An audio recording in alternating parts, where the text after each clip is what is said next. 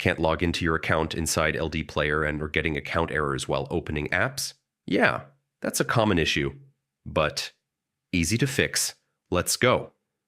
First, make sure your internet is working properly. Login errors often happen due to weak or unstable connection. Quick fix, restart the emulator. This clears temporary login bugs. Now, double-check your login details. Make sure your email and password are correct. Corrupted cache can block login. Clear cache for the app you're trying to log into. If you're using Google Login, update services. Outdated services can cause sign-in errors. Using a VPN, that can block logins. Turn it off and try again. Make sure your system time is correct. Incorrect time settings can cause authentication errors. If it still fails, try a fresh instance. Create a new emulator instance and log in again. Last option, reinstall.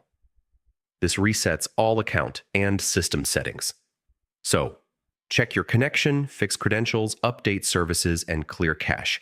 That's how you fix LDPlayer login and account errors in 2026.